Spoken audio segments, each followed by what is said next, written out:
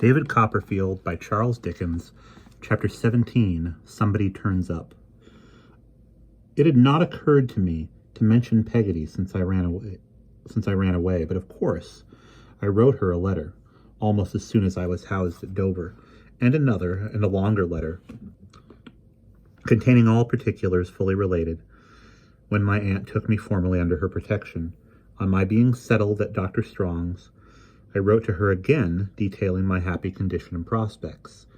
To these communications Peggotty replied as promptly, if not as concisely, as a merchant's clerk.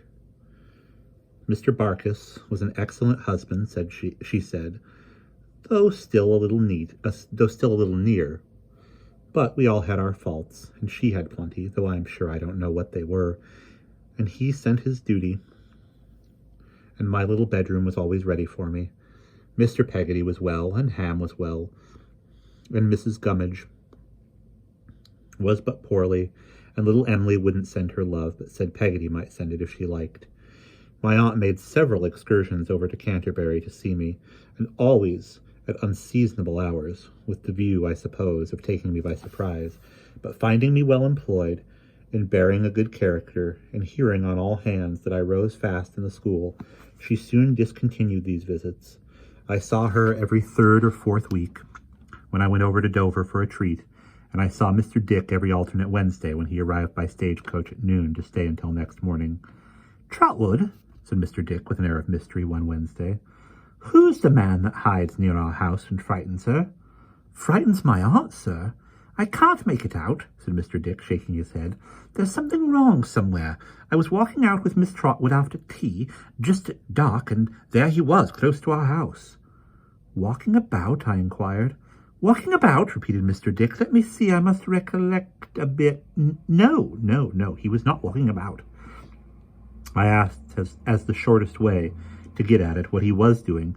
"Well, he wasn't there at all," said Mr. Dick, "until he came up behind her and whispered. Then she turned round and fainted, and I stood still and looked at him, and he walked away. And then, but that he should have been hiding ever since, in the ground or somewhere, it is a most extraordinary thing."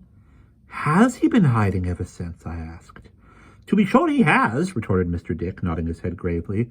"Never came out till last night. We were walking last night, and he came up behind her again, and I knew him again." "Did he frighten my aunt again?" "All of a shiver," said Mr. Dick, counterfeiting that affection and making his teeth chatter. "But, Trotwood, come here," getting me close to him that he might whisper very softly.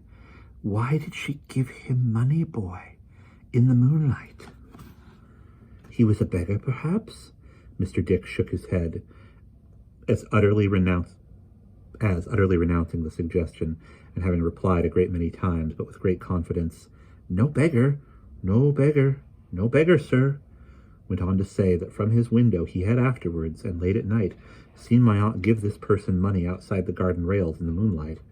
I had not the least belief in the outset of this story that the unknown was anything but a delusion of Mr. Dick's, but after some reflection I began to entertain the question whether an attempt might have been twice made to take poor Mr. Dick himself from under my aunt's protection.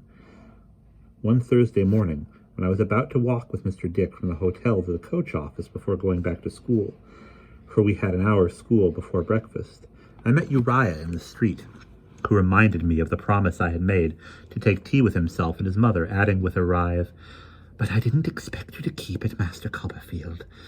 We're so very humble." I really had not yet been able to make up my mind whether I liked Uriah or detested him, but I felt it quite an affront to be supposed proud, and I said I only wanted to be asked. "Oh, if that's all, Master Copperfield," said Uriah, "and it really isn't our humbleness which prevents you, will you come this evening? But if it is our humbleness, I hope you won't mind owning to it, Master Copperfield, for we are all well aware of our condition." I said I would mention it to Mr. Wickfield, and if he approved, as I had no doubt he would, I would come with pleasure. So at 6 o'clock that evening I announced myself as ready to Uriah. "Mother will be proud indeed," he said, as we walked away together. "Or she would be proud if it wasn't sinful, Master Copperfield. Yet you didn't mind supposing I was proud, I returned. Oh, dear, no, Master Copperfield, returned Uriah. Believe me, no. I shouldn't have deemed it at all proud if you had thought us too humble for you, because we are so very humble. Have you been studying much law lately? I asked, to change the subject. Oh, Master Copperfield, he said with an air of self-denial, my reading is hardly to be called study. I have passed an hour or two in the evening sometimes with Mr. Tidd. Rather hard, I suppose, I said. He is hard to me sometimes, returned Uriah, but I don't know what he might be to a gifted person.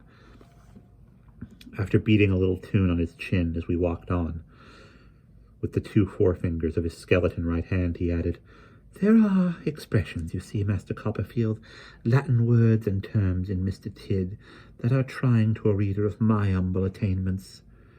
Would you like to be taught Latin? I said briskly. I will teach it to you with pleasure as I learn it. Oh, thank you, Master Copperfield, he answered, shaking his head. I am sure it's very kind of you to make the offer, but I am much too humble to accept it.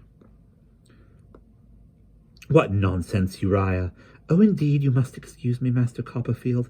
I am greatly obliged, and I should like it of all things, I assure you, but I am far too humble. Learning ain't for me. A person like myself had better not aspire. If he is to get on in life, he must get on humbly, Master Copperfield. I never saw his mouth so wide or the creases in his cheeks so deep as when he delivered himself of these sentiments, shaking his head all the time and writhing modestly. I think you are wrong, Uriah, I said. I dare say there are several things that I could teach you if you would like to learn them. Oh, I don't doubt that, Master Copperfield, he answered. Not in the least, but not being humble yourself, you don't judge well. Perhaps for them that are. I won't provoke my betters with knowledge. Thank you, I'm much too humble. Here is my humble dwelling, Master Copperfield. We entered a low-fashioned room, walked straight into from the street, and found there Mrs. Heep, who was the dead image of Uriah, only short. She received me with the utmost humility and apologized to me for giving her son a kiss, observing that, lowly as they were, they had their natural affections, which they hoped would give no offense to anyone. It was a perfectly decent room, half parlor and half kitchen, and there were the usual articles of furniture. I don't remember that any individual object had a bare-pitched spare look, but I do remember that the whole place had. It was perhaps a part of Mrs. Heep's humility that she still wore weeds, notwithstanding the lapse of time that had occurred since Mr. Heep's decease. She still wore weeds. I think there was some compromise in the cap, but otherwise it was as weedy as the early days of her mourning. This is a day to be remembered, my Uriah, I am sure, said Mrs. Heep, making the tea, when Master Copperfield pays us a visit. I said you'd think so, mother, said Uriah. If I could have wished father to remain among us for any reason, said Mrs. Heep, it would have been that he might have known in his company this afternoon. I felt embarrassed by these compliments, but I was sensible, too, of being entertained as an honored guest. And I thought Mrs. Heep an agreeable woman. My Uriah, said Mrs. Heep, has looked forward to this sad a long while. He had his fears that our humbleness stood in the way, and I joined in them myself. Humble we are, humble we have been, and humble we shall be, said Mrs. Heep.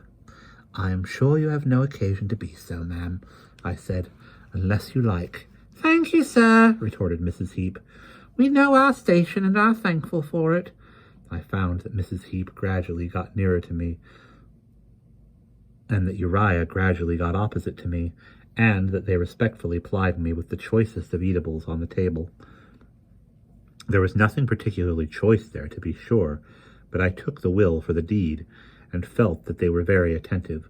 Presently they began to talk about aunts, and then I told them about mine, and about fathers and mothers, and then I told them about mine, and then Mrs. Heep began to talk about fathers-in-law, and then I began to tell her about mine, but stopped because my aunt had advised me to observe a silence on that subject. A tender young cork, however, would have had no more chance against a pair of corkscrews, or a tender young tooth against a pair of dentists, than I had against Uriah and Mrs. Heep. They wormed things out of me that I had no desire to tell, with a certainty I blush to think of. The skill with which the one followed up whatever the other said was a touch of art which I was still less proof against. Uriah threw the ball to Mrs. Heep. Mrs. Heep caught it and threw it back to Uriah. Uriah kept it a little while and then sent it back to Mrs. Heep. And so they went on tossing it about until I had no idea who had got it, and was quite bewildered. The ball itself was always changing too. Now it was Mr. Wickfield, now Agnes, now the excellence of Mr. Wickfield, now my admiration of Angus, now the extent of Mr. Wickfield's business resources, now our domestic life after dinner, now the wine that Mr. Wickfield took, the reason why he took it, and the pity that it was he took so much. Now one thing, now another, then everything at once, and all the time without appearing to speak, very often or to do anything, but sometimes encourage them a little for fear they should be overcome by their humility and the honor of my company. I found myself perpetually letting out something or other that I had no business to let out, and seeing the effect of it on the twinkling of Uriah's dinted nostrils. I had begun to be a little uncomfortable and to wish myself well out of the visit, when a figure coming down the street passed the door. It stood open, and the weather being close for the time of year, came back again and walked in, exclaiming loudly, "Copperfield, is it possible?" It was Mr. Micawber. It was Mr. Micawber, with his eyeglass and his walking stick and his shirt collar and his genteel air and the condescending roll of his voice, all complete. "My dear Copperfield," said Mr. Micawber, putting out his hand, "this is indeed a meeting which is calculated to impress the mind with a sense of the instability and uncertainty of all human. In short, it is a most extraordinary meeting. Copperfield, my dear fellow, how do you do?" I was glad to see him, too, and shook hands with him heartily, inquiring how Mrs. Micawber was. "Thank you," said Mr. Micawber, waving his hand as of old, and settling his chin on his shirt collar. "She is tolerably convalescent. The twins no longer derive their sustenance from nature's fonts. In short," said Mr. Micawber, in one of his bursts of confidence, "they are weaned, and Mrs. Micawber is at present my travelling companion. She will be rejoiced, Copperfield, to renew her acquaintanceship with one who has proved himself in all respects a worthy minister at the sacred altar of friendship." I said I should be delighted to see her. "You are very good," said Mr. Micawber. Mr. Micawber then smiled, settled his chin again, and looked about him. "I have discovered my friend Copperfield," said Mr. Micawber, genteelly and without addressing himself particularly to anyone, "not in solitude, but partaking of a social meal in company with a widow lady, and one who is apparently her offspring. In short," said Mr. Micawber in another of his bursts of confidence, "her son. I shall esteem it an honor to be presented." And we will pause there.